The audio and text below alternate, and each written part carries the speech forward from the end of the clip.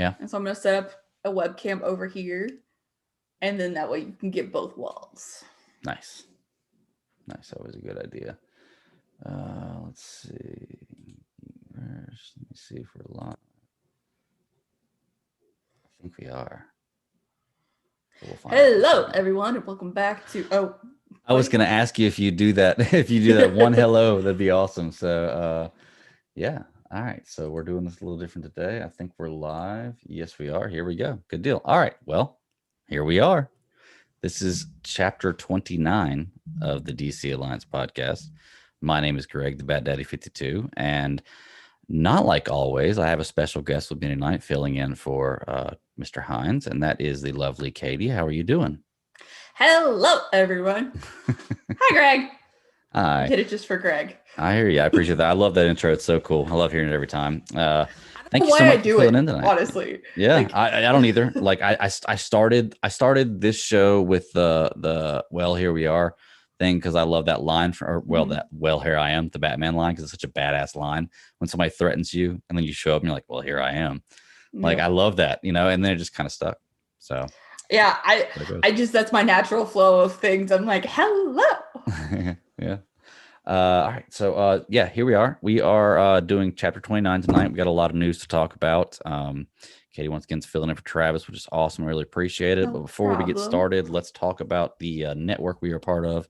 And we are part of the Geek Ultimate Alliance network, where you can find shows 7 days a week. There's World's Finest True Believers, DC Alliance podcast, which you're looking at right now, Marvel Alliance podcast, Star Wars Alliance podcast with Miss Gilstrap here. Super Civil Servants, Super Civil Servants, superhero discussions, Weird Science, DC and Marvel comics, Star Wars Alliance podcast, Slice of Film. We've got a lot of shows. Check out the information in the show description to find out when they are, or just come check out the network and you can find out what days they air. But it's happening every day. Something is dropping. Come check us out. It's a really fun network. And we also have a Patreon account. There are 2 tiers. We have a $1 tier and a $5 tier. The $1 tier helps keep the lights on. We really appreciate everybody who contributes to that or just listens in general. And the $5 tier will get you ad-free and early sometimes, and patron exclusive episodes, which we're going to be recording one very soon. It's going to be very fun. I think in a couple of days, right? Star Wars. Yes. Yeah, big Star Wars one. Okay, cool. It's gonna be really fun. Keep the Star Wars. Yeah, if you got a chance, check that out. And I also wanted to say that we are going to be doing a podcast with a Wonder Woman review on Sunday, the December 27th at 9 p.m. I think is when we decided. It should be good. So we'll be live on YouTube with that. That'll give everybody a few days. Check out Wonder Woman for Christmas. Give everybody some days to hang out with the family. But we're going to be doing a live review of that as soon as we can. So be sure you check that out. It's going to be really fun. And I think I got everything there, didn't I? Well, I'm going to jump in here. Yeah. Mr. Snell just dropped Star Wars Alliance episode 17. We're getting caught up with everyone because, go on to the weekly run with the Mando going. But we talked about Mandalorian chapter 15, as well as the Disney Investors Call on that one. So go check it out. I dropped the link on the Star Wars Alliance podcast Twitter, which is Star Wars Alliance without the A in the wars. Also this week for me, just because you already said it, and I'm going to plug, but I have 2 Slice of Film episodes dropping this week. I have National Lampoon's Christmas Vacation, which was supposed to drop last week, but I had an important event happen last week, so I got a little distracted. And then I have Office Christmas Party this week. So 2 Christmas movies that you can go check out. Those will be dropping Thursday. I hear you. Hang on one second. I'm tweeting out the show right here. I know I was going to pull up the show chat. I was about to ask you. Yeah, it's in there. Nobody's in there yet because I haven't sent this out yet. Let's see.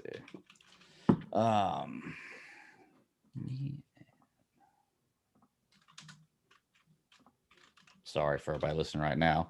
Sorry, if we'll keep this going. We got a lot of news going on this week. Yes. I can jump into it. So we got, we had some Peacemaker news drop this week. Yes.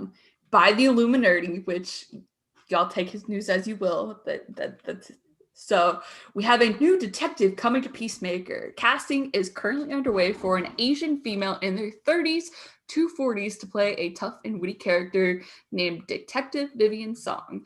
This part will be a recurring role, and the studio is interested in casting beloved actress Maggie Q, who is one of my favorite actresses. If you have not seen Nikita, that is a show to go check out, people. Like, that is an amazing show. She does fantastic, really unique show. I know it's based off, I think, a movie that was in the 70s. But she does fantastic. And then you've got, he played Bane in Gotham as one of the other starring roles. Very good duo to play off of. Really recommend. Okay. So what did you say the show was she was in? It says a witty character. Human. Well, I'm sorry. I'm trying. Nikita. What was that off of? What's Nikki? Where can I find that at? I believe it's on Netflix right now. Okay. The show's ended. It was like probably 10 years ago, honestly, if I'm being real. That, you know what? Arrested Development was 2003, and I just finished watching it the other day. So, it happens. Yeah, it happens. Well, I'm about to go check that out because I really don't know anything like just name in general. The picture didn't really strike anything in my memory. Now, that doesn't mean if I watch something and maybe like, oh, I've seen her in this before, but I don't think from the list of stuff I saw her in, I don't think I've seen her in anything other than maybe voicing Wonder Woman in Young Justice. It was a 2010 to 2013 show. Okay. It was based on a 1990s movie.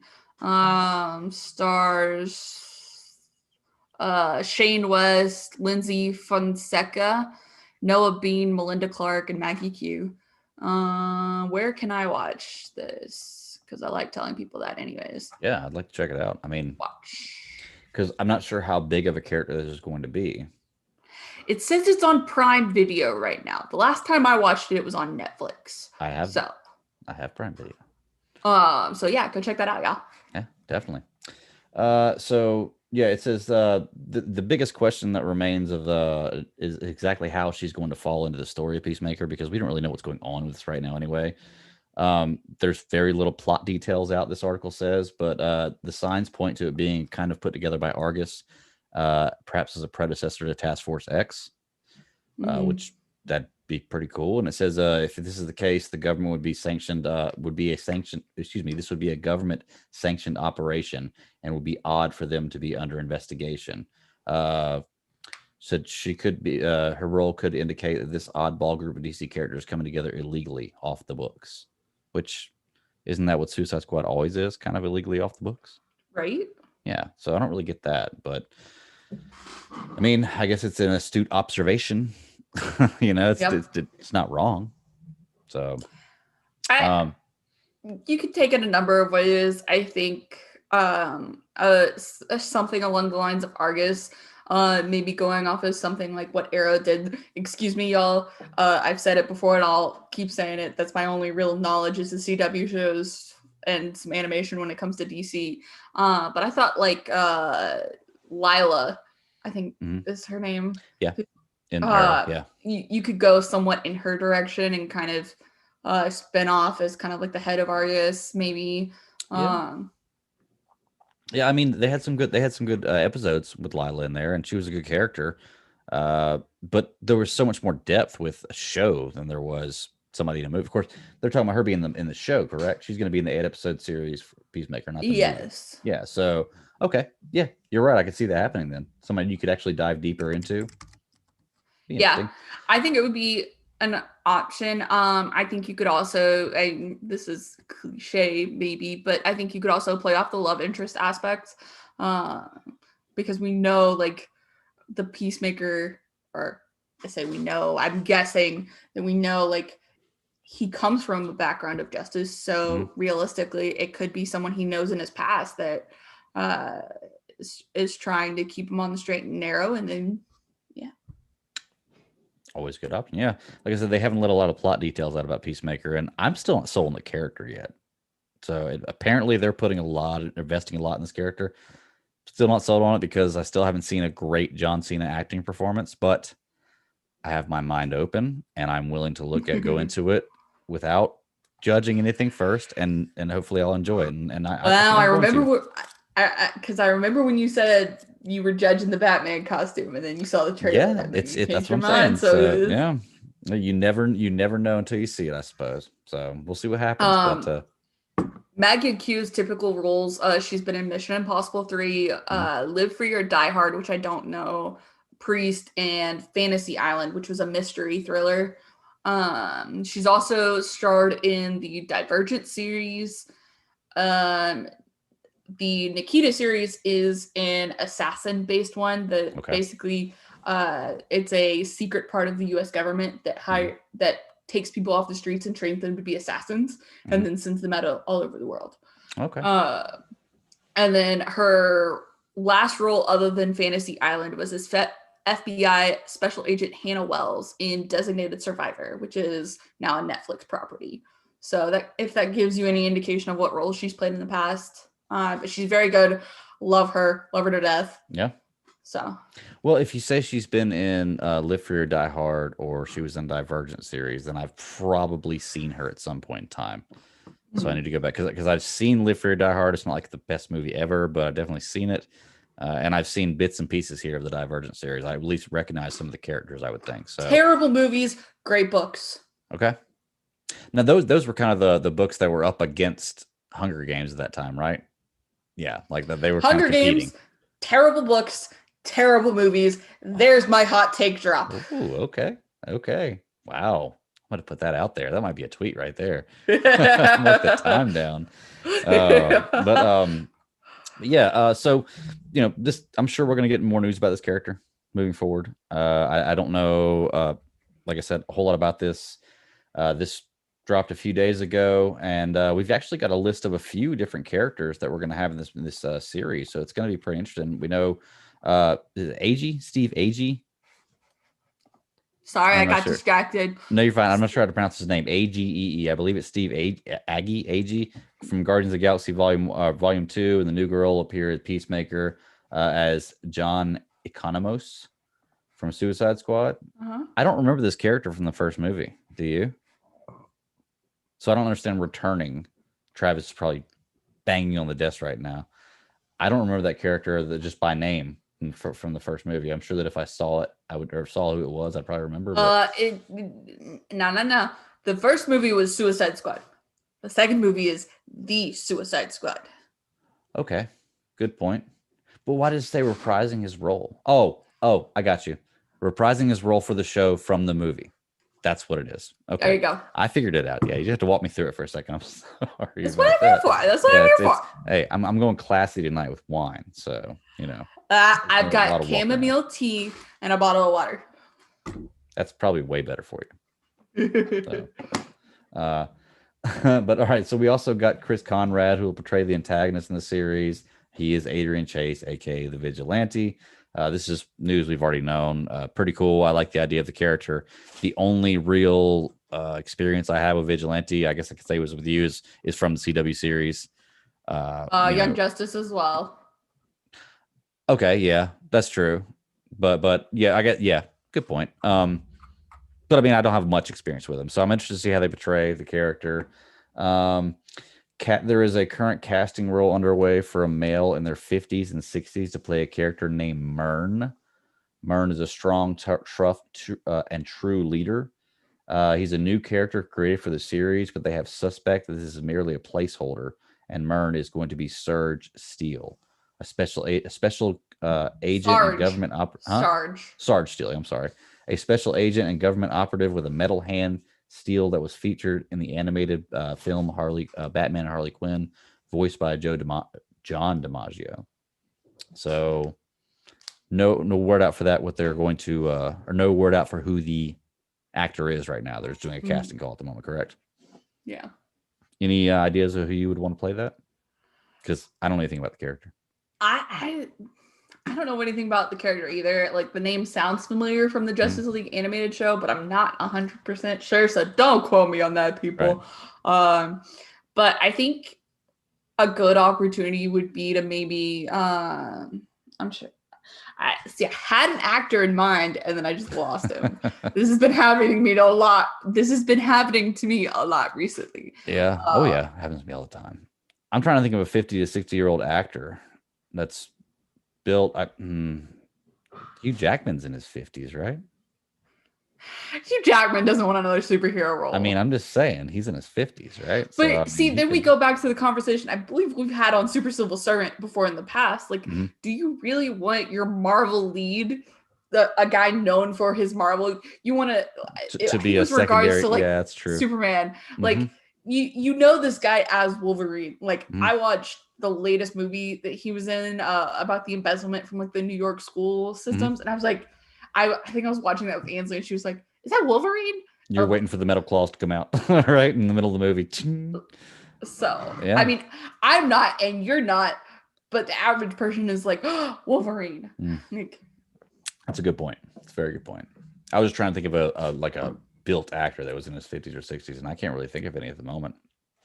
Probably should have tried. I was gonna say something random like George Clooney. I don't know. He's in his 70s, I think. Is he? God, is he that old? That makes me feel old. No, don't look it up and tell me it's right. It's got to be in the 60s, or I'll feel bad. Okay. So while you look that up, there's also a Peacemaker's has another casting call out for a male in their 20s or 30s with stunt and/or martial arts expertise to play a martial artist who we theorize is judo master. Give me Taylor Lautner, please. Ooh, I could see that. That would work really well because he's pretty agile guy. You know? And he's got martial arts experience. Yeah, I can see that. He was born in 1961. 61. So that means 39 is 2000, right? So 39, 59 to 59. So okay, he wasn't that old. So he was almost 60. Okay, hey. All right, I didn't think he was that old. I was like, man, there's no way. There's no way. All right, so Judo Master says the role is open to any actors of any ethnicity as long as they are 5'6" or shorter. How tall is? Oh, I think he's tall. Yeah, that might. Dang, I'm not even that short. Goodness gracious, and I'm short. It says the character describes an extremely small and gifted martial artist who is very fast but not very quick-witted. The role requires a heavy amount of action work. So, I guess whenever I hear that quick-witted, not quick-witted, I'm thinking more along the lines of speaking with people, not necessarily thinking. You know, because I think to be like a martial artist, like to be an expert martial artist, you have to be quick thinking. So it has to be maybe that kind of means that he's kind of to himself. He's not a very outspoken guy. Type deal. Yeah, maybe. Almost like Jet Li is in every movie he's ever played in. Doesn't speak a lot, but has some badass action scenes. I don't know. How do you interpret that? Because otherwise you would almost sound like kind of a dumb, smart fighter or dumb, good fighter, right? I mean, that's what I interpret it as, basically. Like, okay. That could very well be it. Yeah. So I don't know, but that's pretty much all the stuff we have right there for Peacemaker. I mean, there was a lot of news that came out for it, and this is a show that I'm still not sold on being excited for, but I'm really hoping that whenever I watch the Suicide Squad, it'll make me. I think James Gunn has a history because I didn't think Dave was a great actor, and then I thought he did great in Guardians of the Galaxy and Guardians of the Galaxy 2. Wait, who? Dave Bautista. Oh my gosh. Okay. That's one of my things. I think he's a horrible actor. Well, I hated him in My Spy, but I thought he did better. He plays a really good, stupid, dumb, strong guy. My Spy he does a great job of that. So, but I feel you. Everybody has their things. If you're interested in my review of My Spy, send me a tweet and I'll send it to you. I haven't seen My Spy. That's that kids movie, right? It's on Amazon Prime. Okay, but it's something I can watch with my girls. Like it's yeah, they'd probably find it interesting. Okay. It's about a guy who's a dumb spy and gets found out by this little girl. And then the little girl says, I won't tell on you, but you have to train me how to be a spy. That sounds about right in his wheelhouse. So, yeah I hear you. All right. All right, cool. Well, let's move on to the next topic here. We got some Batman stuff, and we're actually going to watch this trailer. Have you seen the new Batman? Batwoman. Have you Okay, I seen the new saw it Batwoman on trailer? Twitter, Okay. but I'm gonna be honest. Did I pay attention? No. I have been interested in her suit. Her suit looks Okay. badass. Well, this one's supposed to have a new look at the Batmobile or the Batwoman mobile. The new Okay. Bat, and it's supposed to have it's going to give an explanation of what happened to Kate Kane. It's supposed to give you further insight into that, which I can't wait to hear Travis's thoughts on this because I know he's a big CW guy, and I know that he hates the way this has been handled. So I want to know if this fixes this for him. So I let did me. not see the end of Batwoman. I didn't. I didn't watch any of it. I I watched watched the through Crisis crossover. on Infinite Earths, and I was really pleased with Ruby's performance. Okay. Did not watch the end of the season. That was pretty much the same way I was. I didn't watch any episodes of it. I just watched the crossover, the Crisis on Infinite Earths, and I saw her in that. I enjoyed it. So I don't really have a stake in this as far as hating it. I think the character they have now looks great. I can't wait to see, her portrayal of it. But, we'll see what happens. But Yeah, I think it's Javicia. Javicia? I can't remember her name. I'm so sorry if I butchered that. I will look this up later. Let me share. Okay, we playing it? Yeah, we're gonna play it. Let me share. Wait, I want to share this screen. Right. Oh, you're playing it. Okay, cool. I didn't know you could do that. Oh yeah. Okay. You ready? Yeah. Here we go. So we'll kind of describe it as it goes on because anybody listening to audio. So I don't know the character that is that just opened up, but Sunday, January 17th. That's the villain from the first season. Okay.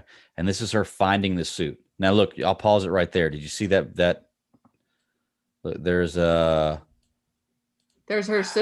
stepsister, half sister. I wanted to point out this article right here. There's an article hanging on the wall what looks like candles and roses. Whatever happened to Kate Kane? Mm-hmm. So was her identity known in this universe, or is it just Kate Kane they're looking for, not Batwoman? I think they're looking for Kate Kane because so her dad was the founder of the Cranes, I believe, which is a security team well known throughout the city. Her mom was well known, stepmom well known. So they were key figures. Mm-hmm. And the person you see at the very beginning is Alice, who's the Mad Alice.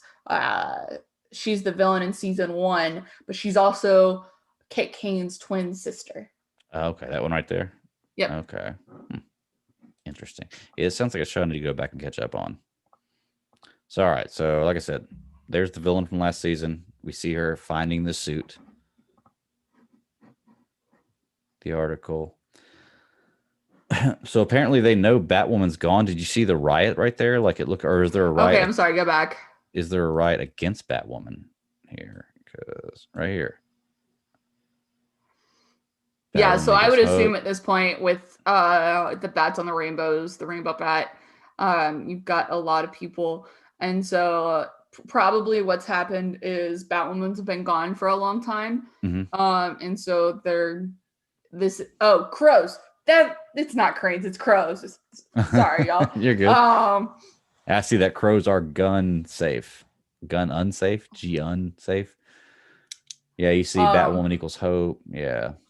So you probably got a lot of people out here, and this is kind of like the Batwoman signal, which is probably why Ryan Wilder picks up the cape, is because she knows that this means a lot to people. So yeah, I mean, you can even look at the people in the crowd. They have hats and toboggans and shirts and everything with the Batwoman symbol on it. So that's pretty cool. All right.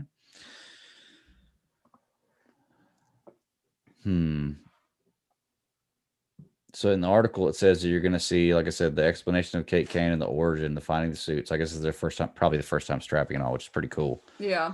There's the shot of the Batwoman mobile. She looks good in the suit. Yeah, so that's her in Kate Kane's suit. Yeah. I think she looks good. Like I said, this is a show I need to check out. I don't know anything about the villains or anything about the character, really.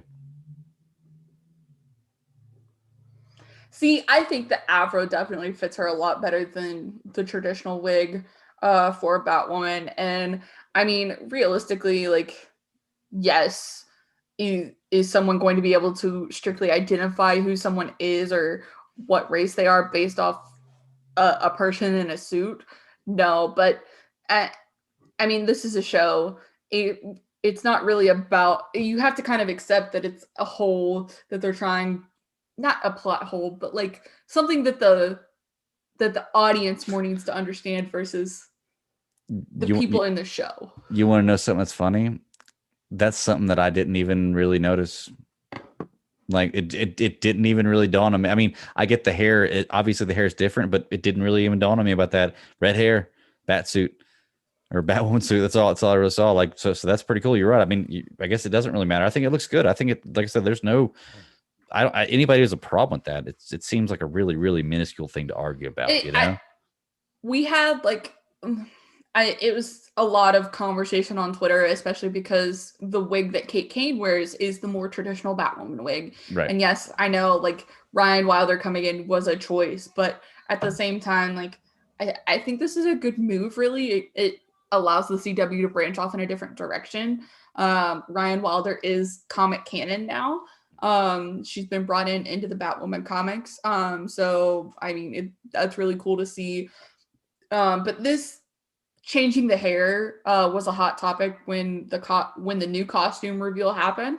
But I think it's a good move, especially because this is just a choice made for the audience. It's not meant for people in the show, really. It's more meant for the CW to show everyone. So. Right.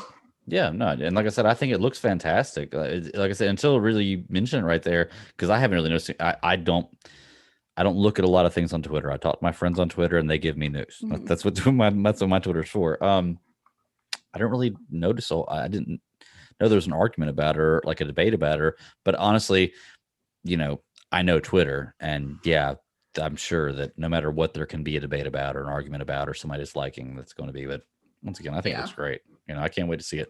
This is going to make me want to watch the first season just to get into the season. But I wonder if you can watch this season without knowing anything about the last season at all and still really enjoy it. And that's kind of what I'm hoping they do with this. Honestly, I don't think so. And this is why it was kind of a hot topic between going for a new Batwoman completely versus just recasting Ruby Rose, is because you still got this surrounding cast of characters. You've got Alice, who is Kate Kane's twin sister. You've got Kate Kane's, I don't remember any of their names, I'm sorry. But you've got Kate Kane's stepsister. I believe you have Mr. Kane. You've got the tech guy. And yeah, so you've got this whole surrounding cast of characters that Kate Kane built a relationship with, and now you're kind of having to explain that stuff away. So really, season 2 is probably going to be exploring their grief, number one, because I've seen a lot of the promotional material and some of the behind the scenes that Javicia, I looked it up how to pronounce it, by the way, Javicia is putting out, and she's putting out a lot of great behind the scenes stuff, but it's with the stepsister, it's with the tech guy. And so there's going to be a lot of grief probably explored in the midst of this, because I mean, Kate Kane disappeared. We don't know what happened to her. So you can kind of explain that away however you want to in the producer's realm. But at the end of the day, you've got to explore that with the characters. And so really, I think you're going to be more benefited by going and watching the first season, and kind of seeing what happens.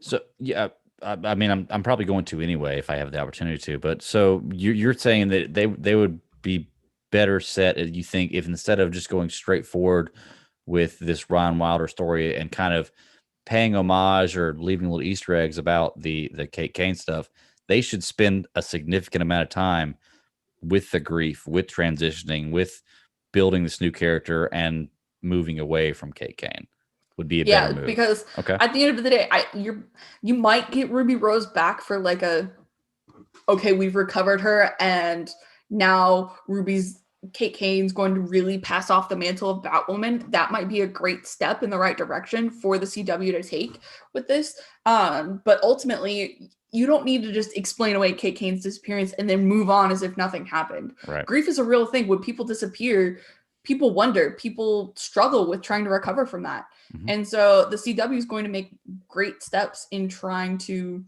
work with that and kind of use it to their advantage to make Ryan basically say, okay, I'm here and I get this, and she can like go off and try and find Kit Kane or agree to help them, but basically she's got to make her mark as Batwoman. And you, to me, that doesn't succeed in the best when you just explain away Kit Kane and all of the other characters are just fine about it.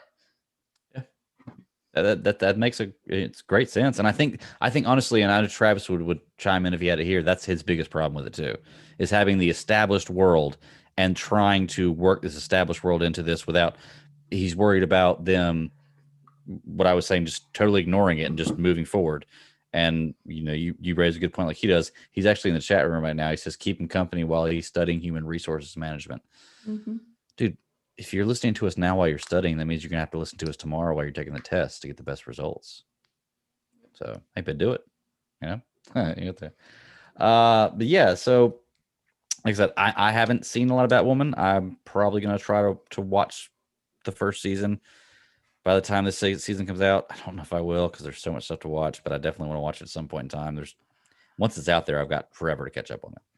I want to say it's the first season's 20 episodes. And they're all on HBO Max right now. Yeah.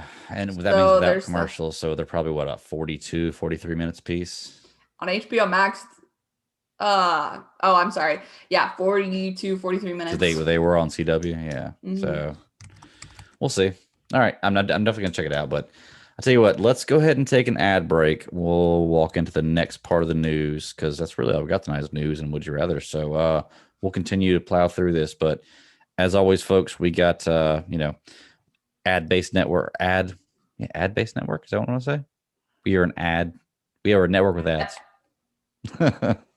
We have ads in this podcast because we like being able to get new equipment and everything. Exactly. Support the network. All over myself. Listen to your ads. That's right. We appreciate it. That's right. We'll be right back. 30 seconds. Just bear with us. Here we go. All right. Podcast magic, we're back. So if you're watching on YouTube, you saw everything that happens in the breaks. There you go. Let's continue with some news here. Got two more little segments, and then we got one big topic at the end here. So let's walk into some Black Adam. Go ahead. Before we do that real fast, just because we were talking about this the last part, we forgot to mention, in the trailer, it does have the premiere date for season 2. It will start January 17th on Sundays. So it'll be Sunday, January 17th at 8 p.m. Eastern. So if you're interested in it, make sure you check that out. The full season 1 is on HBO Max. In case you're interested in going back and watching it and then picking up with Ryan Wilder's Batwoman. So I've got roughly a month to catch up to watch season 1 before that comes out. Cool. I can do that. I can make that happen. All right. 2.5 episodes a week. You can do it. Yeah, it's not bad.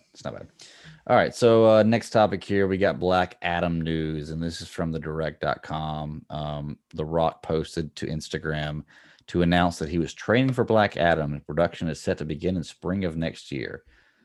Johnson reminds that the hierarchy of DC Universe is about to change.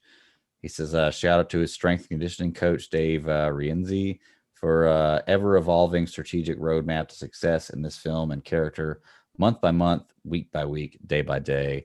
And he posted a picture of him absolutely jacked, looks like an action figure. It's insane.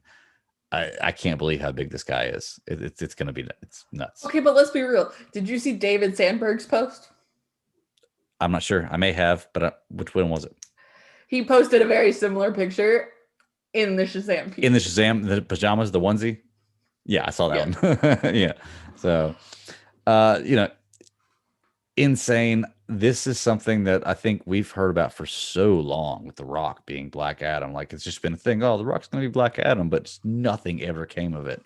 And now we have concrete news that he is filming beginning of next spring, which is really, really cool. It says it's looking more likely that the Black Adam will release in theaters in late 2022. If it premieres on HBO Max is yet to be determined because I don't know how they're going to move forward with that in the future. What do you think, man? How do you like Black Adam? Or excuse me, call me a The man. Rock. Sorry. How do you think? What do you think, Katie? What do you think about Black Adam? Or excuse me, The Rock is Black Adam. Travis, he's so used to having you here. I am, yeah. I think The Rock as Black Adam was always a unique choice. I think it makes sense once you see the success that really Marvel had with Iron Man, who's a relatively unknown character. I don't know much about Black Adam personally. Didn't know much about Shazam either. That's one of your favorites, right? Yeah. Of the current ones, yeah, it's my number 2 DC movie. Nice. Okay. So, yeah, I think The Rock was always a great choice to bring into the superhero community, and I'm really excited to see where this goes. So, I mean, The Rock just looks like a superhero. Like he looks like what you like the unbelievably huge, real like people you would see in a comic book that just looks way over, zealous. Like he looks like that. So yeah, he definitely would, and not to mention he's a great actor. So I'm glad the role he's going to play is Black Adam. I don't think I'm as big on Shazam as you, but I did enjoy it very much. It's not in my top of the DCEU movies, but I still really like the movie. The only reason it's not on my top is because you know how I feel about the other ones. So Black you know Adam, how I feel about the other ones. So. Exactly. we know how each other feels. we understand it. So it'll be pretty cool to see him in the suit. Is what I want to see for the first time. I'm interested to see what that's going to look like. The only thing is, Black Adam and Shazam are supposed to be like kind of like mirror images of each other, right? But there is no way in hell you're getting what's the guy who plays Shazam? Zachary Levi, yeah. There's no way in hell you're going to get that big. Like, I don't think anybody can ever get that big. So I guess that's going to be kind of an unrealistic part about it. But it does mention that if Black Adam beats Shazam, is Superman next on his list? I don't even think Henry Cavill could, but Henry Cavill as Superman could, of course. So what would you want? Would you want to see a Black Adam versus Superman one day? I think that would be an interesting dynamic to play off of with those two. I think because mainly Zachary Levi's personality, in my opinion, matches The Rock's personality pretty perfect. The snarky attitude, talking back, like that makes perfect sense to me. So I think that will play off perfectly. The dynamic between Cavill and The Rock, that could be interesting to see, because you've got a lot. His Witcher stuff is probably where Cavill seems the most snarky to me, and I think you've got to have a lot of snark to hold up to The Rock on screen, especially if you're going to be if it's going to be a duo movie. Right. So, well, do you think it's going to be are we going to see The Rock like his attitude on screen, or what they want Black Adam's attitude to be? Like, I don't know, because The Rock can act. I don't know if it's going to be like such a snarky type deal with Black Adam. But once again, I don't know where they're going with this Black Adam thing. It very well could be, because it looks like they're building a JSA out of this. To me, yeah, you could say they're building JSA. But really, I think when you bring in an actor, you know how their personality is, and you're accepting some limitations in that aspect, or you're accepting that you're going to have certain things happen. I think with The Rock, you always know that there's going to be a little snark on screen. I think that's perfectly clear in Jurassic Park, whatever, Jumanji. Yeah. Jumanji 1, 2, and 3. Great movies. Yeah. I think those very clearly showcase what The Rock can bring on screen. I think anything else he's been in really has a lot of The Rock level snark. But it's just with those kinds of actors, okay, I'm getting The Rock and I'm getting the crowd that he will bring, but I'm also accepting that I'm bringing this into the movie and the character no matter what. I gotcha. I mean, I've just seen The Rock in things like, even in the Fast and the Furious movies, in Walking Tall, where it's not so much of a, well, I guess, okay, maybe snarky is, I'm thinking more jokey type deal, more you're not going to laugh at The Rock in these kind of movies. You want to. I just see Black Adam as a more serious character. I don't know, and I don't think The Rock can't do that. I think he's got a wide range, and he'll definitely do it well. I just don't see him. I don't see The Rock from Jumanji as being the same Rock you see as Black Adam in the DCU. You know, I think the Rock you're going to get in Black Adam is going to be more towards the Fast and Furious movies or Hobbs and Shaw. You're going to get a level of snark, but it's going to be serious snark. It's not going to be jokey snark. Okay. Yeah, that would make sense. I mean, he's all in for this movie, so I'm sure he's going to give it his all. I think he's been promoting it louder than anybody else has. Yep. Travis agrees with me. Go watch Hobbs and Shaw. You'll see what I'm talking about. I actually haven't seen Hobbs and Shaw yet. So, like I said, I think he's a great actor. I think he has a ton of range. I think in Walking Tall, he played a great, serious kind of character. I've never seen Walking Tall. Oh, great movie. Great. It was one of his first. Great movie.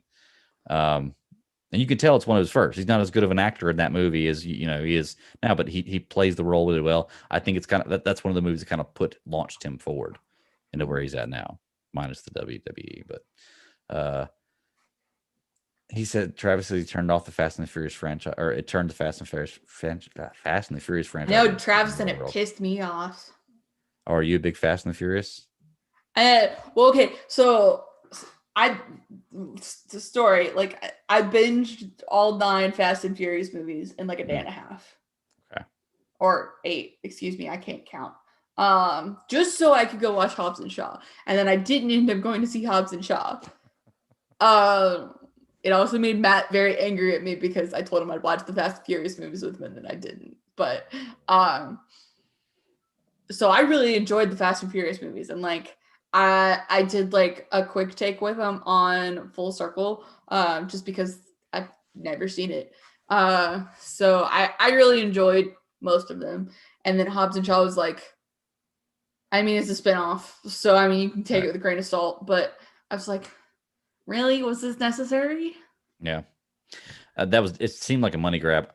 Fast and Furious, I liked. First one was good.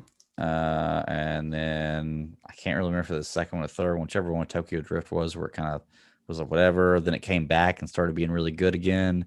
Then it got like really, really, really off the wall, which I understand. I watch superhero movies, but I expect a superhero movie go off the wall like that. I don't expect something like this to. I'm not saying they're bad movies, but man, some of the stuff is like, wow, I just insanely unbelievable what's happening right now. But still good movies.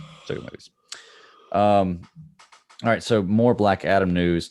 Hollywood Reporter, just kind of going over everybody's been cast so far. There is a new casting, and that is Quintessa Swindell. If I said that name incorrectly, I'm sorry.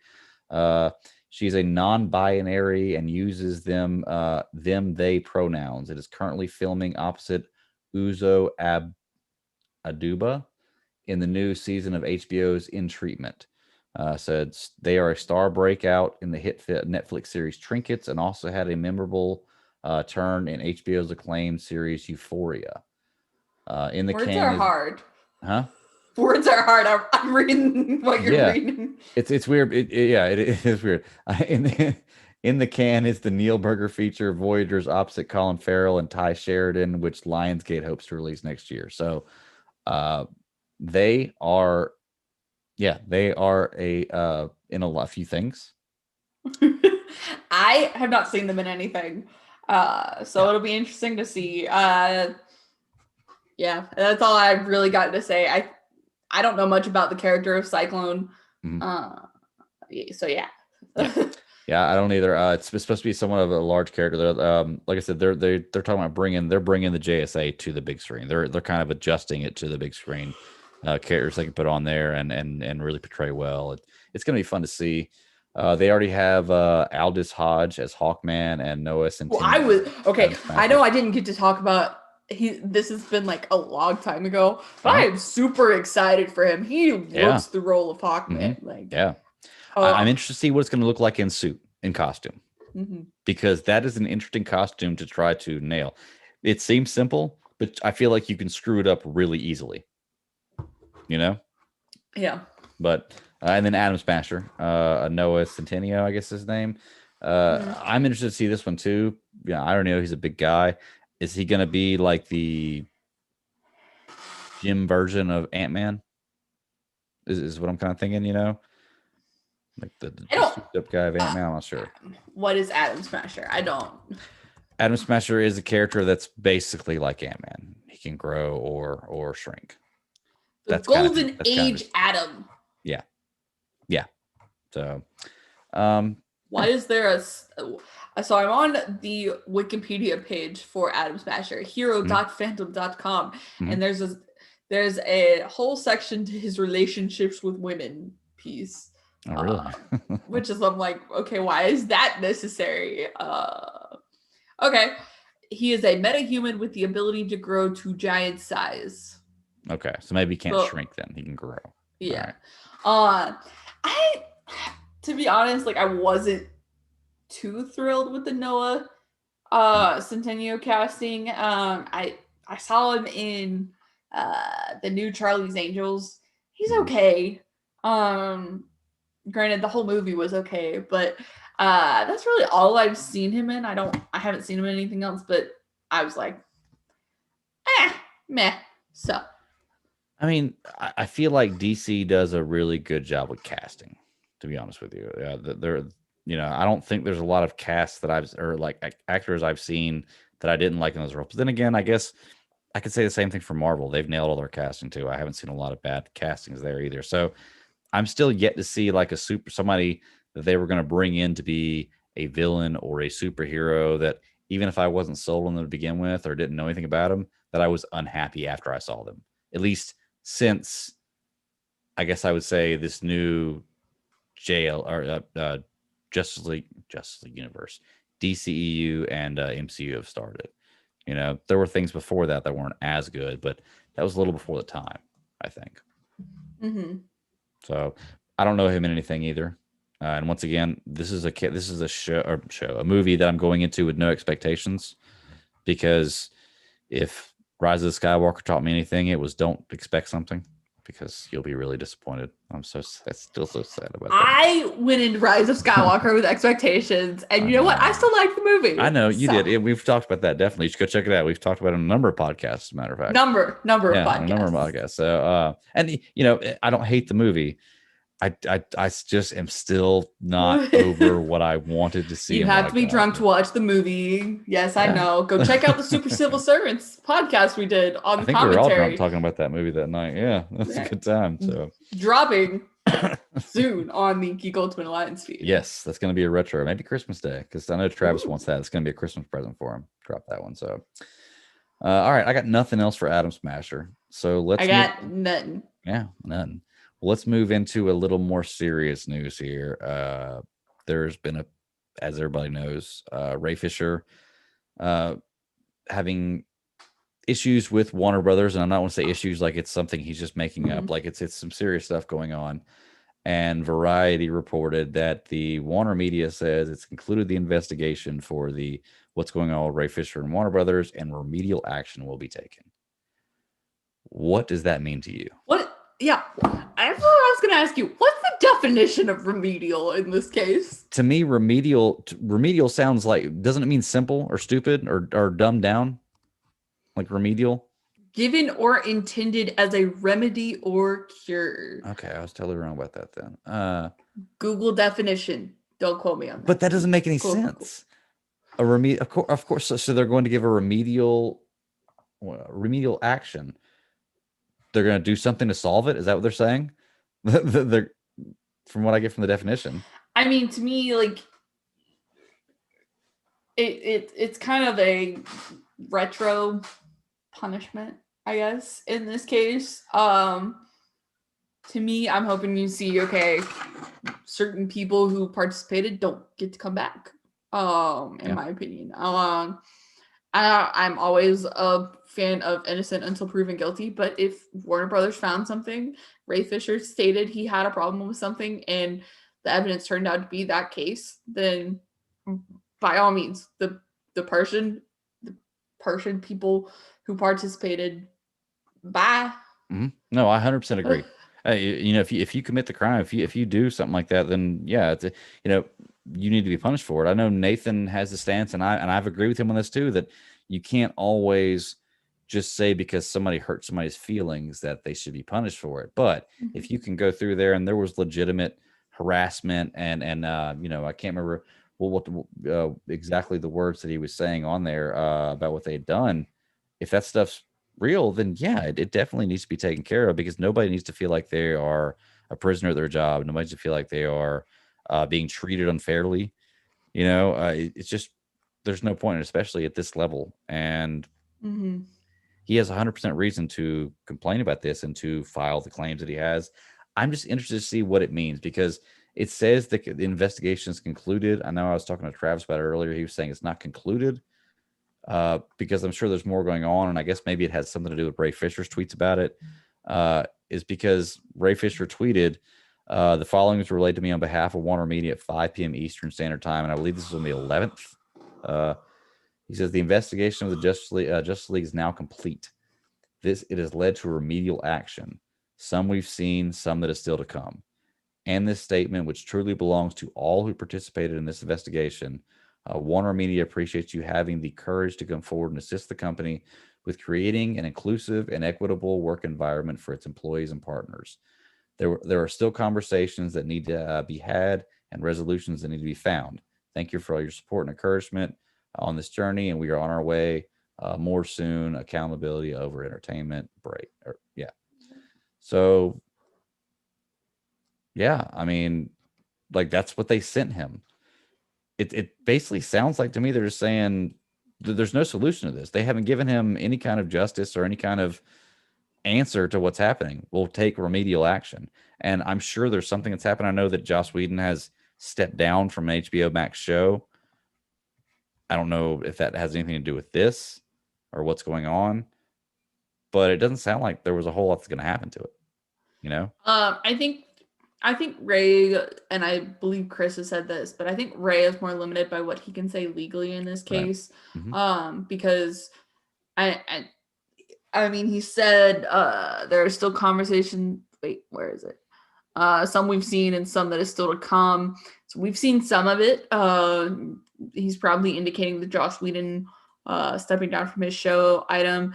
Some that is still to come. Honestly, Warner Brothers needs to make what has happened more public than probably most would like in this case, but they have to kind of state, okay, we've agreed, not necessarily agreed, but like, we understand what Ray's gone through. We did find evidence for it, and here's what happened. Because ultimately, with how cancel culture is, Warner needs to take a light and step into the light, basically, and be transparent with what's happening in this case. So I do hope we see everything that comes forward of this. Mm-hmm. But Ray probably, in order to kind of get the investigation going he's probably had to sign some paperwork that accepts the actions that are going to have happened, and basically is limited by that paperwork that he signed at this point. So yeah, I don't necessarily think that remedial is what we're thinking between you and me, Greg, but it's probably just what he could say. Right. Well, he didn't say that, right? That was what Warner Brothers sent to him, was remedial action. Right?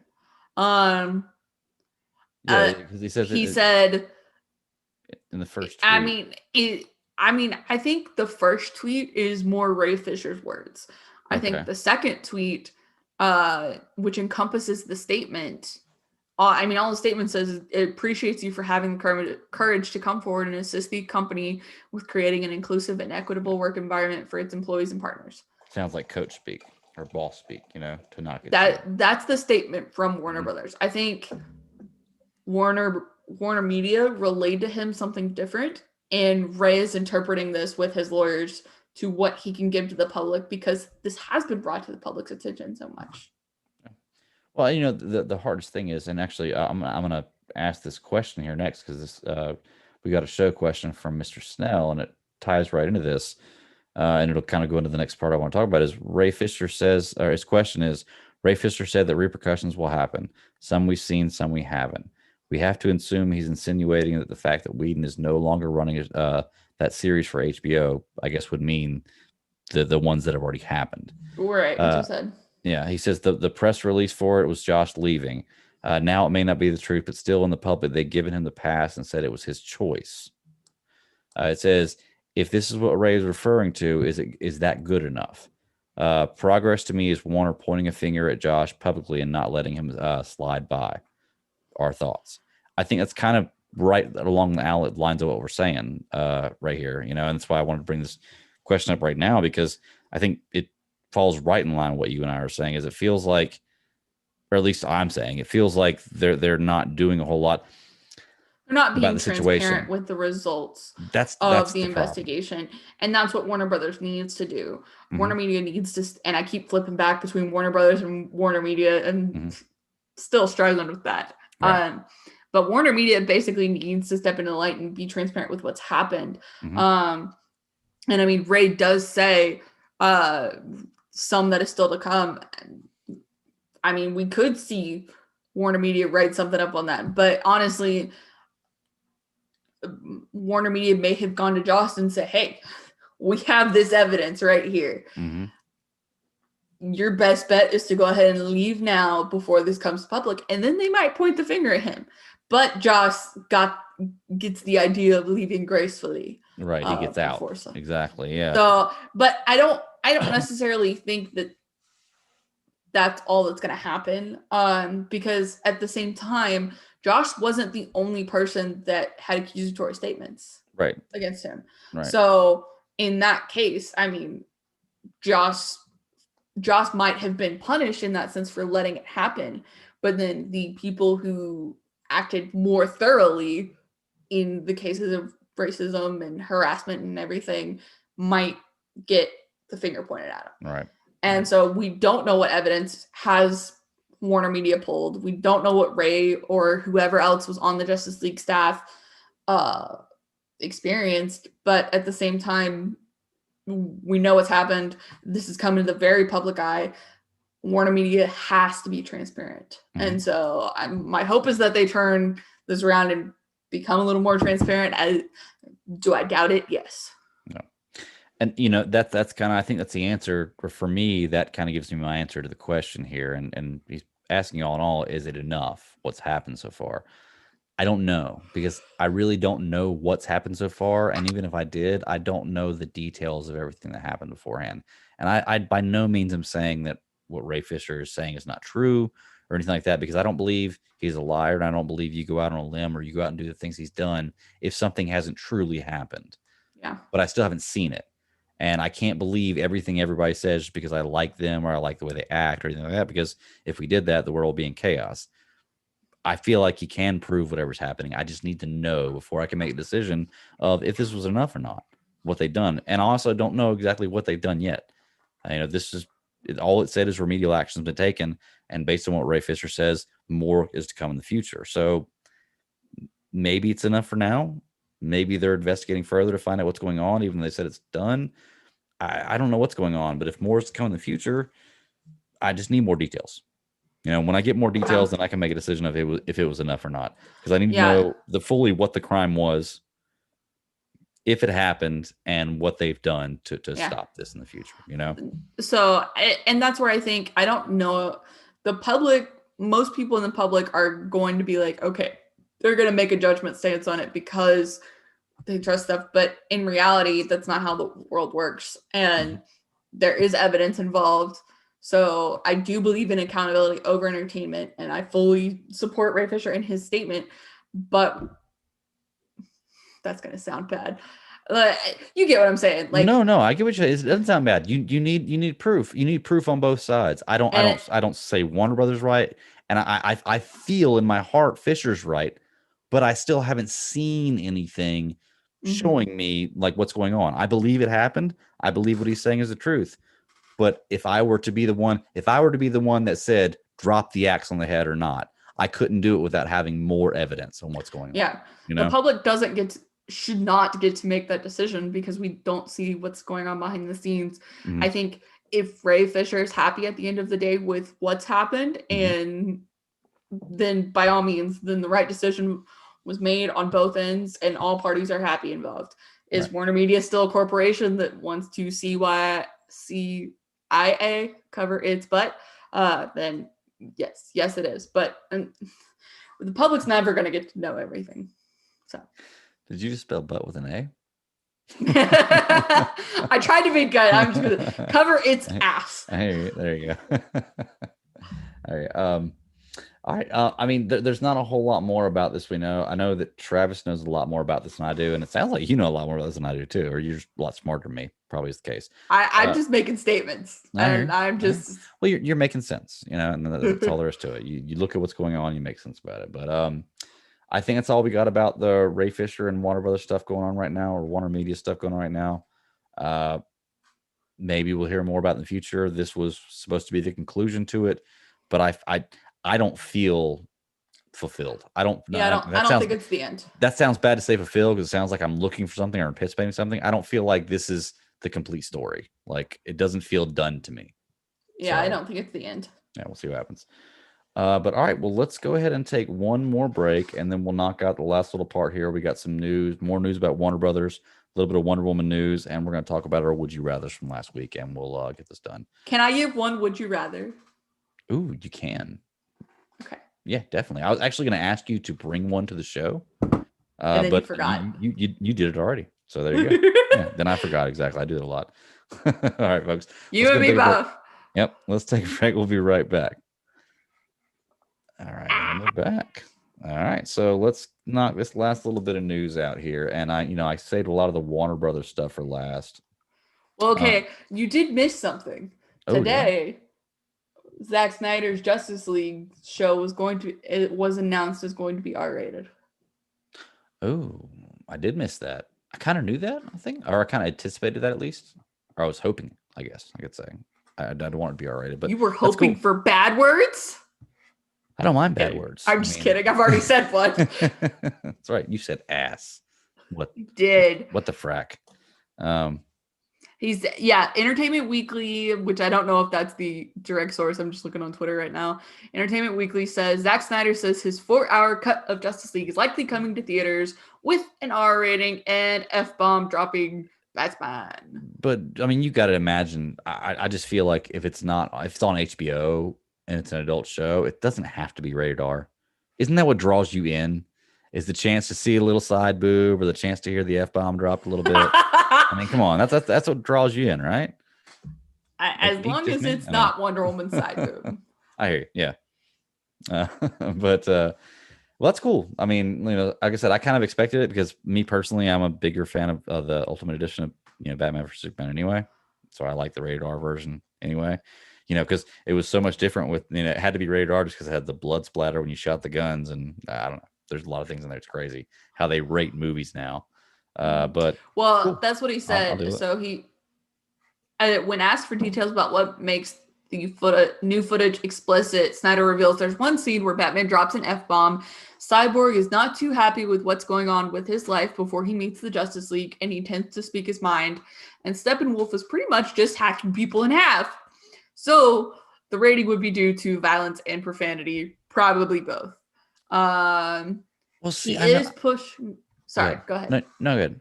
Finish your. He's pushing for Warner Brothers to release his recut and supersized HBO Max film on the big screen in 2021 at a time when parent company Warner Media is trying to boost its streaming service with as much exclusive content as possible.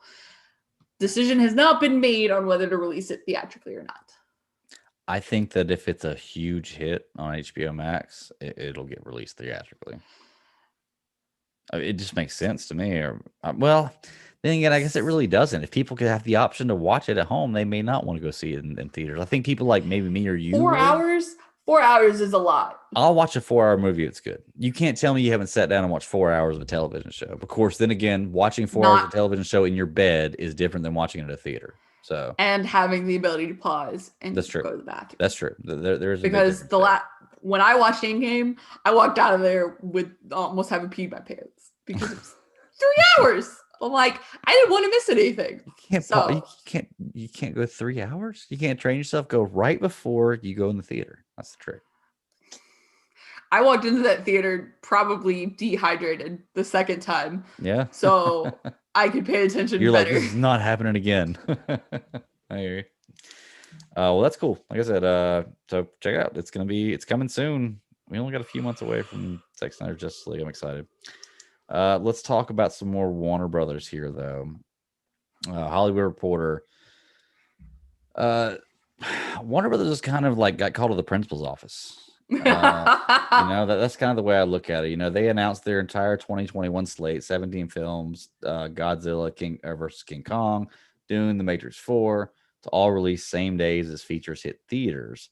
The Directors Guild of America has sent a sharply worded letter to the Warner Brothers about this, and CEO Ann Sarnoff demanding a meeting to address his issues with the plans. So I've been a defender of Warner Brothers about this because, I feel like the only complaints I've really heard are rich people complaining about not losing anything except the theater experience. Looking at it from different points of view, like I have in this, there are a lot of people who are going to suffer a lot more than just directors, and directors are not going to suffer. I'm sorry, Chris Nolan, Patty Jenkins. I love y'all. You make great movies. You are not going to suffer from what's going on with HBO Max doing this. However, there are going to be other people who do, and that is a big difference. So when you're going to make a decision like this without notifying anybody, okay, I'll play ball here. Yes, that probably wasn't a good decision. What do you think? And I'm going to talk more about this on Slice of Film, actually, because one of the things I haven't gotten to really do with Slice of Film, which I wanted to do in the first place, was talk about film news. So me and my guest this week, Rascal Kennedy from Full Circle Cinema, will be talking about this more. But all I'll say really is I don't disagree with what Warner Brothers is doing. Mm-hmm. However, choosing to not tell your partners not giving them enough of a heads up is a dick move. That's what it boils down to. Yeah. So I think a lot of people, like the actors and everything, the directors, some of them are making the statements they're making because they've worked with crew and they know crew is going to suffer from this, I think. And then you've got others who are just like, no, my movie was meant to be seen in a theater, and then you get the result of Tenet. So right. Well, no, go ahead. Sorry. I was gonna say Tenet is, if anyone's interested, is out on DVD tomorrow. Chris Nolan doesn't want you to watch it like that, though. He wants you to see it in theaters. That movie was meant to be seen with subtitles, and I don't give a shit what Christopher Nolan says, that he's my favorite director. Yeah. So I understand he's one of my favorite directors too. It really is. I just can't stand the stance in this. And my thing is, I feel like if you're going to make the statement of I'm not losing money, I'm not losing a budget, I'm not losing a studio, I'm not losing the ability to have the actors, I'm not losing anything about this, but I'm pissed off because I'm so passionate about my movies being seen in theaters, then I want you to take all the royalties and all the earnings you make from your DVD sales, from your every time TBS shows the Dark Knight trilogy, from all this stuff. I want you to take all those and give them away, or just not earn them. If you are truly that passionate, the only reason you're complaining is because you want people to see it in theaters, you'll give that up no problem. But I don't believe that's the case. Well, and a miscue by all studios out there has been not to go in and support drive-in theaters, because drive-in theaters would have been a great option. I'm an avid theater goer. Yeah. I have the Regal Movie Pass, which allows me to see unlimited movies a month for $19. I would have happily gone to a drive-in theater if there was one within 4 hours of me. But there's not. So, and nobody's opened them around here because it's too much, or like with the fees and everything. If you want a passionate theater experience with people to be able to see it with other people involved, then support drive-in theaters. Like, I'm about to buy a drive-in theater in a few years, so definitely support drive-in theaters. Yeah, I got plans. Like, but seriously, you get what I'm saying? Like, you can't tell me that you can't hear people around you going, "Oh yes, or like roll down your windows and I'm social distance, whatever. But like, No, and drive-in theaters. Well, here, my only thing about it is like, I can understand you complain about it if your movies are not going to be seen in theaters, but your movies are still going to be seen in theaters. If people want to go see them in theaters, they can still go see them in theaters. I'm probably yeah, still going to go see a lot of these movies in theaters, but you know what? There's a lot of these movies that I wasn't going to go see in theaters that I would probably never see that I'm going to watch now the day they come out or shortly after they come out because I have them on HBO Max. I can watch them. So that's the difference in it, you know? Like yeah. you're actually getting more people looking at it, I feel like. I don't know. And that's the thing with like Olivia Wilde's movie last year, Booksmart. Like no one was in my theater seeing that movie. But you can't tell me if people scroll by it on like a streaming service now, it's on Hulu. But like if people are watching that movie because it's Mhm. on Hulu Mhm. and going, okay, wow, I should have seen this in theaters. Mhm.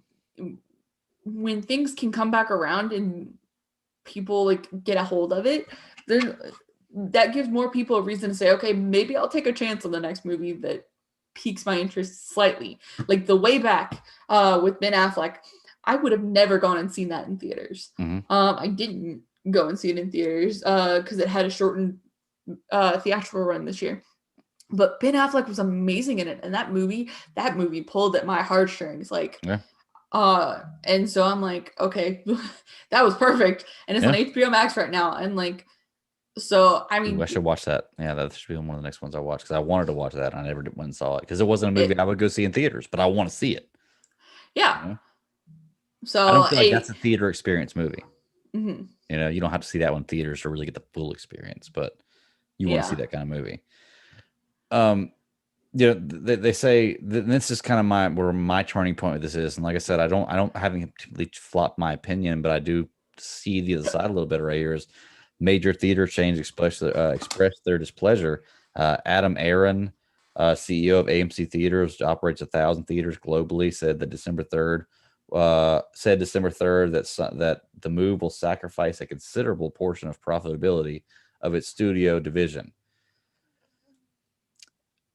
Here's my only thing, and I get back to what the studio division in order to subsidize HBO startup. Everybody is sacrificing right now. Everybody. So like I get that movie theaters are hurting. I'd be willing to go to the movie theater if they would make sure that everything was properly socially distanced, which I'm sure they're doing. And you know what? You can drop your popcorn price down from $9 a bag. I mean, you guys can take a little less money for what's going on right now. The whole rest of the world is suffering. Just like I tell these directors, and these actors, and these athletes, don't complain about losing money right now. The rest of the world is losing money right now too. You're not any better than anybody else. You can lose a little money. So I feel like they maybe need to give a little bit too. I get losing profitability, but you've got to anticipate losing profitability in the situation the world is in right now. no, I mean, in you that know, in that statement, he's talking about uh the uh the studio itself, Warner Media. He's talking about Warner Media losing money on these movies, which he is, but at the same time, he's also lost out on a lot of movie from Wonder Woman 84 from paying for all his marketing, and the movie's been delayed no. a a year Mm-hmm. now, Yeah. because it was originally supposed to come out last November and then it didn't.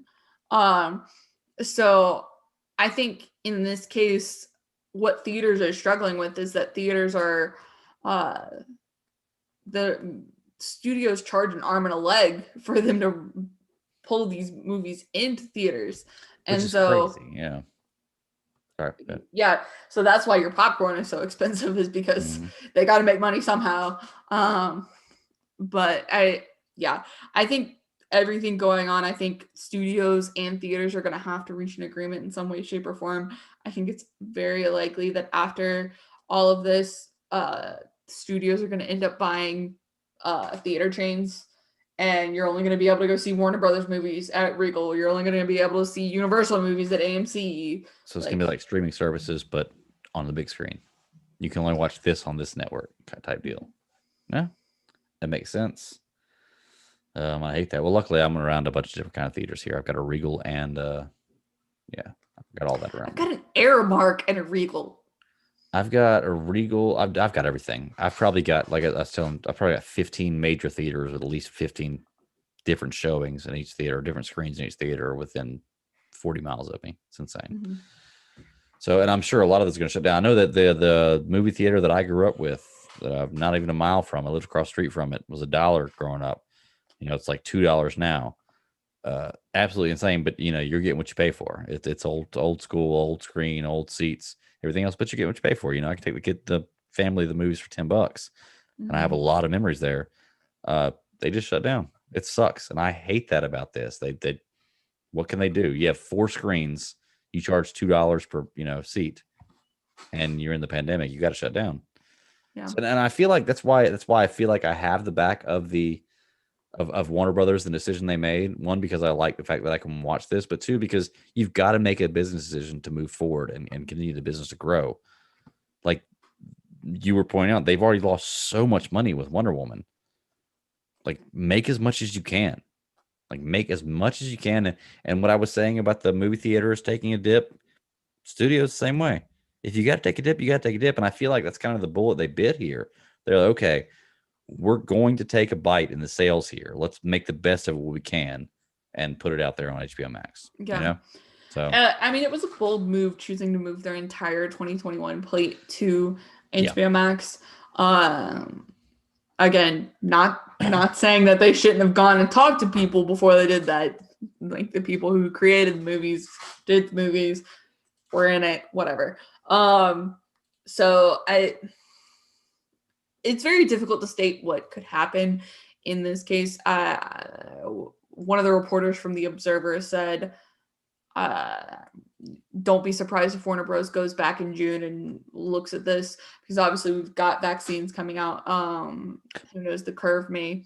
But they fully have the right to if they do that. Yeah. Like that's it. You have the right. I feel like you have the right to change your opinion when new information is in play. Mm-hmm. On a lot of things. So we'll see what happens. But that leads us to our last little story here, and it's just basically about Wonder Woman, not 84, but Wonder Woman 3 with Patty Jenkins, and she's involved with this with Chris Nolan about being upset about this, and I'm sure a lot of directors are, but she's one of the main 2 that I've heard about. Says she had an actual idea for Wonder Woman 3 that she loves, but she may have to wait and put her plan on action for because Rogue Squadron. Well, because of Rogue Squadron, which, by the way, I am super psyched for. That's awesome. Give me that director. Give me that. Oh yeah, awesome. I'm down for that. But this has to have something to do with what just happened with Warner Brothers, right? Like her making this statement right now, not the Rogue Squadron thing. Her making this statement right now, because as far as everybody else do it, Wonder Woman, you made $1 billion in the first movie. You're damn sure going to make as much money as you possibly can in these COVID times with the second movie. They're going to want a third from all the reviews I've seen of Wonder Woman. So why would you make this statement right now, immediately after what's happened with Warner Brothers and you being very public about how you feel about that? Because I think this is looking like it's probably more of a 2025 movie where the world's going to be very different at the time. Patty has, in my opinion, always been committed to making 3 Wonder Woman movies. So I think she cares about the character. I think she's really bonded with Gal Gadot in this case, and wants to see the story come to its conclusion, kind of like Christopher Nolan's Dark Knight trilogy. So I think this is a very good option. When she says what the story is, I think she's aiming for a more modern day take on Wonder Woman, because we've had the World War I saga. We're gonna get the 80s. Now I'd like to see Wonder Woman present day. I realize that Justice League kind of explores that, but at the same time, I feel like Justice League, Batman vs. Superman doesn't give me accurate portrayals on what I'm looking for in terms of a Wonder Woman story, or like what she's been through. Like, you're alone for 120 years. What are you doing? Yeah. Stuff like that. And so kind of seeing Diana Prince come to the end of her journey maybe not even the end of her journey, but just kind of saying, okay, am I happy with this? Does she return to the Wonder Woman? Does she return to Themyscira? That's what I was trying to say. So yeah, I think what she's going for is kind of, okay, we've got COVID coming right now. Originally, she probably had a movie for something that was 2019-ish, somewhere in that range. Yeah. And so, yeah, we know her next movie is supposed to be Rogue Squadron with Star Wars. So this is probably looking like it's going to be 2025. Yeah, in my book. And that makes a lot of sense. So I guess kind of what you're saying there, and it actually makes me feel a little better about it, is don't take anything what she's saying right now for anything as what it's worth. We don't know where we're going to be, I guess, 5 years from now. Mm-hmm. And things could change. So because the biggest question was why she would bring this statement up right now. And I think maybe this might have been a repercussion from her being upset about what was going on with Warner Brothers, but she honestly didn't say anything bad, like I'm not doing it, it's not happening. It was just a matter of, let's see what happens in the future is kind of what she's saying. That's pretty much what you're saying. And I mean, if you look at some of the tweets she's put out today or some of the articles, she's actually been writing Rogue Squadron with an unknown writer for a little bit and is almost done with the script. So her focus has kind of been elsewhere for the time being. And yes, she's been concerned about getting Wonder Woman 84 to the big screen. But at the same time, I think she's realizing that there's other options outside of Warner Brothers. And so she's looking to explore it. But I don't think she's not going to come back for Wonder Woman 3. Because I think, for me at least, to put Patty Jenkins deserves the end of that trilogy, to get what she wanted out of that story, to make it work completely. Right. So I really hope she comes back for Wonder Woman 3, because right now, I mean, it's not even confirmed. So let's be real. Yeah, well, I mean, I feel like, it's not confirmed officially, but it's coming. I think they were talking about months ago it being like a 5 or 6 movie franchise. Within it being like the Iron Man type deal, or but no, I mean, yeah, maybe Gal comes back for like another Justice League or a cameo in another movie or something. Mm-hmm. But I think after Wonder Woman 3, Patty Jenkins was done in my book. So, and that doesn't necessarily mean the movie's done, but you might definitely you might be able to see something different in what's going on with it. I think for me, Warner Bros. Has always had great success with its trilogies. I mean, they've even got Matt Reeves committed to a Batman trilogy. Mm-hmm. So I think in that line of things, their aim is for a trilogy, because that's kind of the cycle is 4, but right, you get what I'm saying. Like, it just allows for a beginning, a middle, and an end, which is what every great story needs. Yeah. Well, I hope that we get to see Patty Jenkins do Wonder Woman 3. It'd be great, because I love the chemistry between her and Gal Gadot. It's been a great series so far, even though I've only seen one, and I'm already anticipating the second one's going to be great based on the reviews. But I'll find out in a few days, which is great. So nice to know I'll find out in a few days if it's good. I'm so mad because I didn't get a screener. I was this close to getting a screener. Oh, I'd have been really bugging you to break that. No, if I'd gotten a screener, no one would have known about it, because I'm supposed to review it for Full Circle, and I was like, I don't want to jeopardize that, because I could get screeners for Zack Snyder's Justice League. So what you're saying is you might already have. You're just not going to tell me if you did or not. You'll find out. I think the reviews are supposed to drop the 16th, but no, I didn't. Okay. No. Yeah. I'm super excited for it. I know I'm super excited for Wonder Woman 84. I've already told my wife I'm going to probably wake up early in the morning before the kids wake up, watch it, do Christmas presents. My daughters are super excited to see it. We've already got it planned out to have a fire at the fireplace, open presents, and turn Wonder Woman on and watch that. And then I'm probably just going to have it playing on a reel constantly the rest of the day. So by the time Christmas Day ends, I'll probably watch it 3 or 4 times total. And then I'll probably end up going to see it in theaters the next day. See, I'm hoping I can convince Matt to wake up early Christmas Day and watch it with me. Oh, you can convince him. You can convince him. Yeah. You definitely convince him. So Wonder Woman. I'll do it. Wonder Woman! All right. Well, Review hey, on Geek Ultimate Alliance Podcast Network. 27th. December 27th. December 27th, 9 9 p.m. p.m. That's right. That's right. It's going to be fun stuff. So come check us out. Lots of people. Yeah, I imagine we're probably going to have 6 or 7 people in there. That's why I suggested starting a little earlier if we could. But, we're going to go. Yeah. Damn Travis and Taylor on their Pacific Standard Time. Right. All right. Well, hey, that's all the news I got for tonight. We got one more thing to wrap up real quick, and then we'll sign out and get out of here. And that is the Would You Rathers. It's a little segment I started just as a kind of a tester a couple weeks ago, but it's turned out to work out pretty well. I've got a lot of votes on all the Would You Rathers, and people seem to like them. So let's talk about our Would You Rathers last week and our results, and then go ahead. You can go ahead and give yours live. It'll be a first time giving it live, and then I'll post it after this so people can vote on it.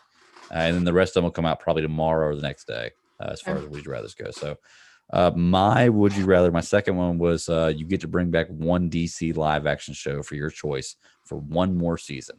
To do so, another DC live action show must have never existed. Would you rather give up Arrow, Doom Patrol, Titans, or Smallville for your choice of one more season of something else?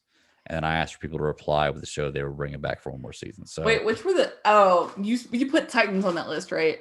Right. You can give up Arrow, Doom Patrol, Titans, or Smallville, but you can get one more season of any show you want. I'd give up Titans for another season of Smallville. Oh, really? Oh, wow. Okay. Well, that's your vote. My vote was actually give up Smallville for another season of Arrow. And not that I don't like Smallville, but I've never seen it. So for me, that was easy. I've never seen Smallville. Get rid of it. You know? Well, then why'd you put Smallville in there? Because I know a lot of people have. It wasn't just for me. No, so I would give anything to see Tom Welling take on the Superman suit. I think he was really great Clark Kent. I think he was really good Kal-El. I know he never wanted to, and other people can disagree with me all they want, like Travis's former co-host. He knows who I'm talking about. But I just think Tom Welling was a great Clark Kent. So that's my vote. Titans is also doesn't know how to end their seasons at all. They're going to fix that this year. You wait and see. It's going to be the phenomenal ending season 3. And if it's not, then just punch me in the face because I want to be punched in the face because I really hope it does. Cool. Y'all heard that here, folks. Pushing my chips in right now. If I lose big, I lose big. But it's going to be a big finale this I've season. reviewed They are aware of their problem. I've reviewed the last 2 seasons of Titans for different sites. And each time I get more. I start off well. And then it goes, why are they doing this? Where are we going? I get that. How is it going to end? That was the ending. Are you shitting me? I get that. Yeah. And, a lot of people had that feeling, but I love the show. I love minus the of course, the season finales and I guess the second season opener, which should have been the series finale of first season. But I just that was faith. The title of my review for season 2, episode 1. Great season finale. Yeah, and it really was. But that wasn't their fault. It's, I don't blame Doom Patrol for the way they ended season 2 because of what happened. I don't blame Titans for that. That wasn't their fault. I thought you were still talking about Titans. No, I was still talking about Titans. That's what I'm saying. Yeah, the first episode of season 2 for Titans should have been the finale for season 1, right? Yes. But I don't blame Doom Patrol. I don't blame Titans for that not working the way it was. Because for the same reason, I don't blame Doom Patrol for the end of season 2. Why? Because Doom Patrol for the end of season 2 was horrible. Like they could have wrapped that up way better. They could have done told a way different story, and they were going to, but because of COVID, they couldn't. Whereas with Titans, they weren't told they were going to have the next season, right? Or there was some kind of issue. The reason why they split that off and made that the first episode of next season. I could be wrong. They came into it and said, I believe it was 12 episodes. And then halfway through the season, they said it was going to be 11 episodes. Okay. Yeah. So I can't really blame them for messing that up. Now I can blame them for having a bad series finale for the end of season 2. Can't not blame them from that because after having the costume reveals and the things they had in this season, it should have been a better finale to the season. But I don't think they can't recover. We might have to come back for a Titans review, and we'll have to argue out that season finale. Okay, I'm down. Let's do it. Let's make it a show. But the anyway, the results were everybody of all the votes, Doom Patrol was word salad is what I'm doing.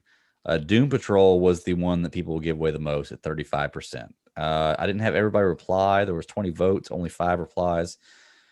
Chris Balga says that he would one more time plead with Arrow, but he didn't tell me what the show he would give up was. John Hazelton says he's giving up Smallville to bring Arrow back, which is my vote as well. At Crumbs of Gotham says that he's going to give him more Doom Patrol. The rest is garbage. All right. And Walt Gator 93 says take out Doom Patrol and bring back Krypton, which was a show that wasn't even on. Doom Patrol is a misunderstood show. No. Hey, I didn't like the first season of Doom Patrol until I watched it twice. So maybe it has to be watched twice. I don't know. And I like the second season a lot, but I don't know. Doom Patrol. It's not a bad show. It's like The Boys. It doesn't seem like my type of show, but I love it.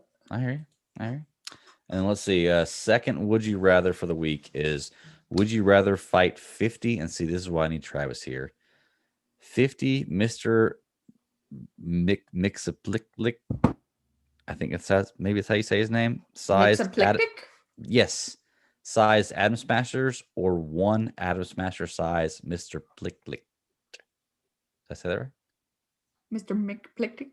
Mr. McPlick. Yeah, something like that. Anyway. Do we know what we're doing? I'm not sure. Can I read? I don't think so. Surprisingly, this one actually 54%. Well, actually, I want to know, what was your vote? What would you rather do? I don't remember if I voted on this one. But if you voted now, would you rather fight 50 or 1? Okay, wait, repeat the question. Would you rather fight 50 Mr. Mixaplick sized Atom Smashers or 1 Atom Smasher size Mr. Plick? Miss Plick. Yeah, I don't know the size of Mr. McPlick. He's very tiny. Okay. I would say like knee height. I'd probably say 50. Okay. I actually voted the 1. That's funny. You and I both voted opposite, the exact opposite on those. And they're actually the 54% of people said they would rather fight 1 Atom Smasher size Mr. Plick, which is funny because I think in Superman the Animated Series he does fight a giant Mr. Plick type. I can't remember the guy's name. But Glenn Clark, the Superman guy, says that this means nothing in question 1. He says Mr. Plick is enough regardless of size. 50 would be insane. And he's right. So I want to know, tell us on Twitter, how many times have we said Mr. McPlick wrong? Oh, gosh. I can't believe if Travis in the chat room is talking. There should be a way you can I'm sure if you Google, you can figure out how to say it phonetically, like the right way. But I thought that was Javicia's name, but I had to listen to a YouTube video on how to pronounce her name. I mean, well, look, how do you pronounce this? Look at how it's spelled. It's spelled, of course I lost it. MXZYPLITICK. There's no I's. There's no vowels. Like, there's no vowels in his name. How do you pronounce a name with no vowels and Z's and M's and Y's and B's? Makes no sense. Travis, tell us how many times we've said it wrong. You will, I'm sure. But that's all I got. You know what? We're going to do a first for tonight, actually, while we're in the Would You Rather section. I always put these out a day or two after the show comes out to pronounce for the week, but Katie has her own, and I want her to announce hers now, and then I'll put it out tonight, and then I'll do the other ones as we go on through the week. So what is your Would You Rather this week? So I did a Star Wars question for Marvel Alliance. So I'm going to bring Star Wars in here because that's my jam. I'm cool with that. So would you rather have a Star Wars crossover in a TV show or in a movie? And why? Star Wars crossover with DC? Oh. That's why we're here. Okay. Gotcha. That's a good question. I like that. Ooh, now I gotta think about that. That'd be fun. You could have fun with either one of those, I think. I mean, it would never happen because Marvel and... Right. Oh yeah. Marvel's owned by Disney. Yeah. With Star Wars. That's almost like I was thinking earlier. I was like, man, it'd be really cool if you mix some DC characters and some Looney Tunes. And I realized they did a few years ago. So I should go check that out. So, but yeah, that's it. I'll put that up tonight. Y'all vote. It'll be up for a week. Let us know. What would you think? What would you rather? What would you rather? Exactly. So we have, we've gone through all the notes, man. I'm sorry. I'm used to saying that. We've gone through the notes, Katie. I normally don't make show notes for the show, but I did tonight. I'm running through all of them, so hopefully it worked out pretty well. We were a little more organized, because I had to actually look up news. That's Travis's thing. He does the news. That's why it's so much better when he's on it. But seriously, I think you did a pretty good job, Greg. Well, thank you so much. I appreciate it. But even though you've left Travis Snell as your name on this. That's okay. I don't mind being Travis now. So, I had a great co-host with me tonight. And I really do appreciate it, Katie. And where can they find you at if they want to get a hold of you? You can find me on the Twitter at KegelStrap13. I was gonna say something stupid again, but I'm gonna hold back. My shows are Slice of Film and Star Wars Alliance, both of which will be dropping episodes this week. Star Wars Alliance has already dropped their episode. It dropped tonight. So make sure you go check that out. It'll be the episode right before this one in the playlist. So perfect timing to go watch it. So Slice of Film will be dropping 2 episodes, like I said at the beginning of the show. Dropping Slice of National Lampoon's Christmas Vacation with Lisa from I Love That Movie podcast. Oh, great movie. Great. Oh, I can't wait. 2 people I love hearing talk and a great movie. Oh my gosh, give me that. Yes. Yes. And then the next one is Slice of Office Christmas Party with Rascal, one of the writers I work with at Full Circle Cinema. So make sure y'all check those out. Those will be dropping Thursday. And then as always, or for the last time this year, Nathan and I will be going live with a bunch of people to talk about the Mandalorian season 2 season finale. I want to be there for that one. You will be there? Okay. I want to be there for that one. We got a couple guests coming in from other places. But yes, Mandalorian season 2 finale live on the Geekverse YouTube channel right here Sunday morning, 10 a.m. Eastern. Mando in the morning. Come check us out. Come discuss with us what you think about Mandalorian season 2 and where you think season 3 is gonna go. So Mando in the morning. I'm gonna have to introduce that to my wife. Be like, hey, little Mando in the morning. That'll be cool. I like the name of that. Awesome. I was like, that's what I've been going with. So I hear. Good deal. Well, you can find me at the BatDaddy52 on Twitter. That's my personal handle on Twitter. Check me out on the Geek Ultimate Alliance Network, which is sponsored by the Geekverse Podcast Network. Check out the Geek Ultimate Alliance. You can find me anywhere. I'm usually on 3 to 4 shows a week, just depending on what's going on. At least 3. Super Civil Servants on Friday, Superhero Discussions on Friday, DC Alliance podcast, and I like to guest star on Star Wars Alliance podcast as well, because it's always a fun time on Sunday mornings. But check us out, folks. Thank you so much for the support. Thank you for being here. Anybody who is listening, if you're in the chat room, give us a thumbs up. If you're listening to the show, share with a friend, give us a review, give us a suggestion, write into the show, man. We're always down to hear stuff that people want to talk about. So yes, do it for Star Wars Alliance too, please, because I'm planning topics for 2021 and I have no idea what to do next. So come tell me what we should do. I got a suggestion, but I'll talk to you about that off here. So yeah, let's do it. All right. Well, Katie, thank you so much for coming on. Seriously, you've been an awesome co-host, and I couldn't thank you enough. And no problem. Always happy to be here. Welcome anytime. I think you were on one of our first episodes. So it's always good to have you back. I don't remember. You've been on here before. I have. This is my second time. So. I hear. So good deal. Well, hopefully many more in the future. But folks, until next week, thank you very much. And as I always say, keep pounding. May the force be with you. There you go.